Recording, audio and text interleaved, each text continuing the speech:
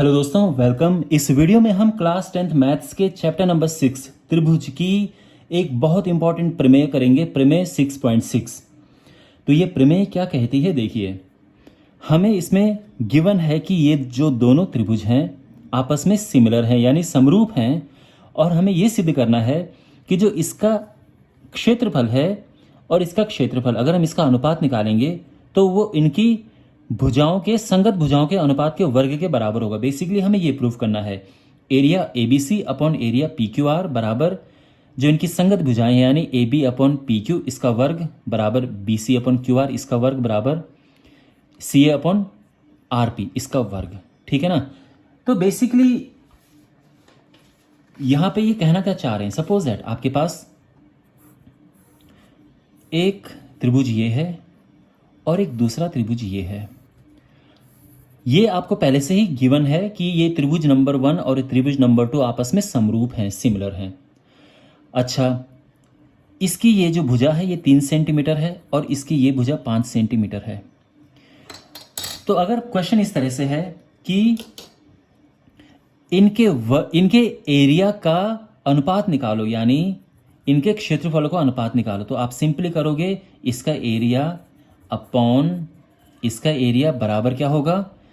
अब देखो, इनकी संगत भुजाएं हैं ये और ये संगत भुजाएं हैं। ठीक है ना। संगत भुजा का मतलब ये होता है कि जो एक ही जैसे कोण के सामने की भुजाएं होती हैं, तो ये कोण बराबर है तो इनकी सामने की भुजाएं संगत हो जाती हैं।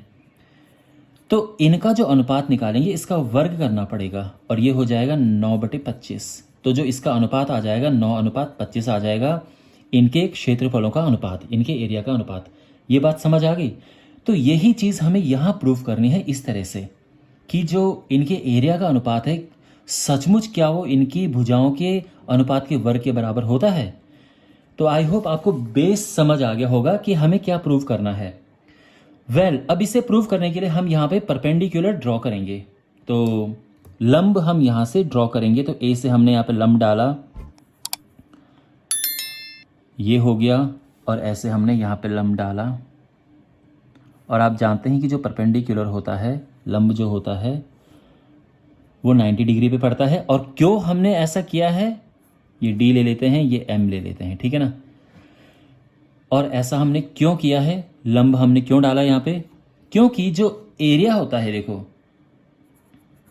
Area of A B C, ये क्या होगा, ये होगा half into base into height. यही रीज़न है कि हमने लंब डाला, क्योंकि जो इनका एरिया होता है उसी के फॉर्मूले में क्या होता है, बेस और हाइट होती है। तो हाफ इंटू बेस, तो बेस तो इसका BC है और हाइट AD है।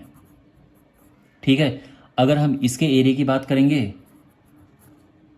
तो PQR का एरिया होगा half into base which is QR into height which is PM। इतना समझ आ गया। अब हमें तो इनका अनुपात चाहिए, तो हम इनको डिवाइड करेंगे। तो area ABC upon area PQR क्या हो जाएगा, इसको ऊपर लिखेंगे, सिंपली हम इनको डिवाइड कर रहे हैं। ठीक है। BC इंटू AD और अपॉन में ये लिखेंगे half into QR into PM। मुझे लगता है अभी तक ऐसा कुछ भी स्टेप नहीं है जो डिफिकल्ट रहा हो। ये कट गया। यहां पे हम क्या करेंगे, BC upon QR into AD upon PM, इसको मैंने थोड़ा सा अलग लिख दिया है। और ये तो अपना area of ABC upon area of PQR है। ठीक है ना। और इसको इक्वेशन नंबर 1 ले लो। अब आप यहां पे एक चीज देखो, BC अपॉन QR बिल्कुल ये है, तो यानी हमें इससे कोई प्रॉब्लम नहीं है, हमें प्रॉब्लम है इससे, क्योंकि ये हमारे पास यहाँ नहीं है, जो हमें प्रूव करना है उसमें ये नहीं है। अब आप सोचिए कि अगर हम कुछ करके AD अपॉन PM को BC अपॉन QR लेके आ जाए, मीन्स यही लेके आ जाए, तो ये वर्ग हो जाएगा और हमारा ये प्रूफ हो जाएगा। तो अब हमारा मकसद ये है, हमारा मिशन ये है कि AD अपॉन PM को BC अपॉन QR लेके आना है, जिससे कि ये स्क्वायर हो जाए और ये प्रूव हो जाए। ठीक है। तो इसके लिए क्या करेंगे, देखिए आप यहां पे आप इन दो ट्राइंगल पे फोकस करो, ए बी डी और पी क्यू एम, इन पे फोकस करो आप, ठीक है ना। सबसे पहली बात तो ये है कि एंगल बी बराबर एंगल क्यू है। अब ये और ये एंगल क्यों बराबर है? माय डियर, क्वेश्चन में ऐसा बोला गया है ना कि ये दोनों आपस में समरूप हैं, P Q R, A B C and P Q R. तो अगर ये समरूप है तो उनके सारे कोण बराबर होंगे, तो ये कोण और ये कोण बराबर है। ये क्वेश्चन में ही गिवन है, ठीक है ना। समरूप होने का यही मतलब है कि ये गिवन है, ये एंगल बराबर हैं, तो ये तो हो गया। इसके अलावा जो ये एंगल है वो भी इसके बराबर है। क्यों? अब ये 90 है तो ये भी तो 90 होगा ना। मीन्स ये लंब है तो ये 90 हो गया इस पे। तो हम यहां पे लिखेंगे एंगल ए डी बी बराबर एंगल पी एम क्यू। ये क्यों बराबर है? क्योंकि ये दोनों 90 डिग्री हैं। और ये क्यों बराबर थे? क्योंकि जो त्रिभुज ए बी सी है वो सिमिलर है त्रिभुज पी क्यू आर के। तो हमें जब भी कोई स्टेप लिखते हैं उसका रीजन लिखना होता है, ठीक है। अब आप ये जानते हैं कि जो त्रिभुज, अगर हम दो त्रिभुज लेते हैं और उनमें दो कोण बराबर होते हैं तो वो त्रिभुज आपस में समरूप हो जाते हैं। तो इसीलिए एंगल समरूपता की कसौटी से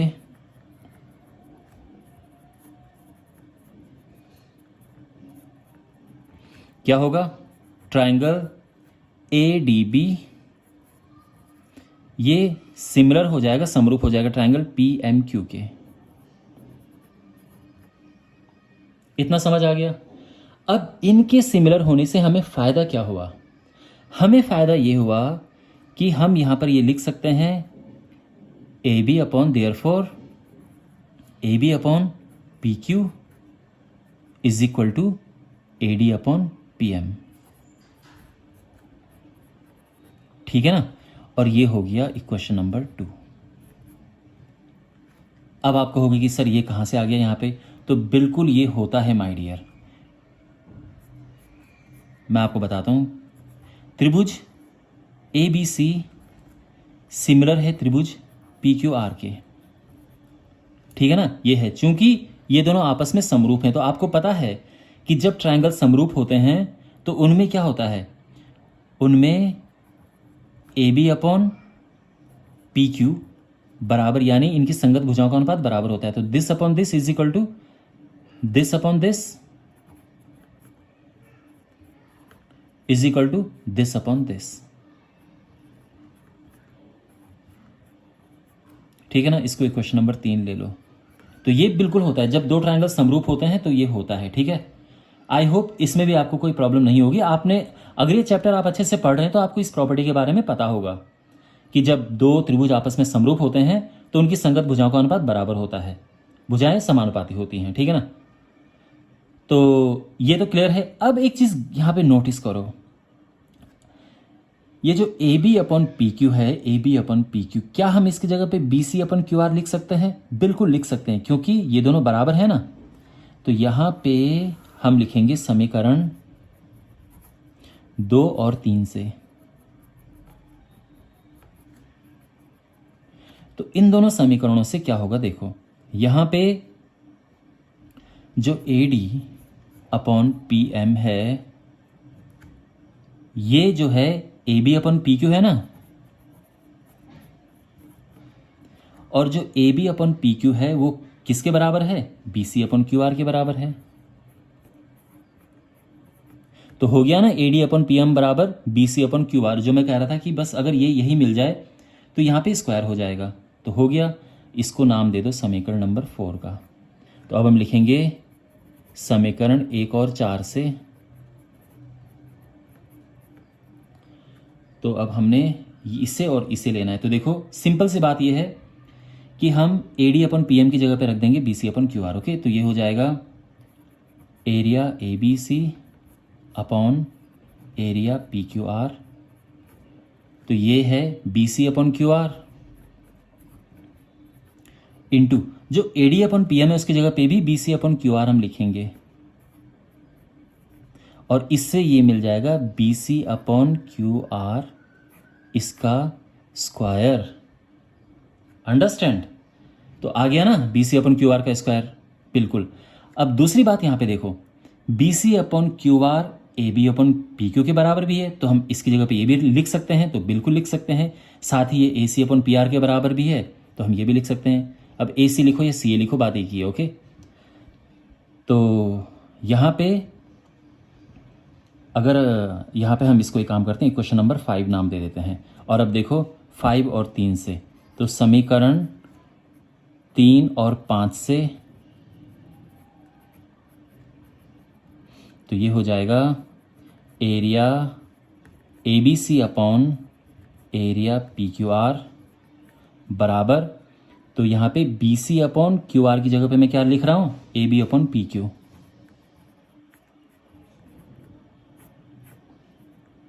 ठीक है, अच्छा फिर मैं B C upon Q R लिख देता हूँ,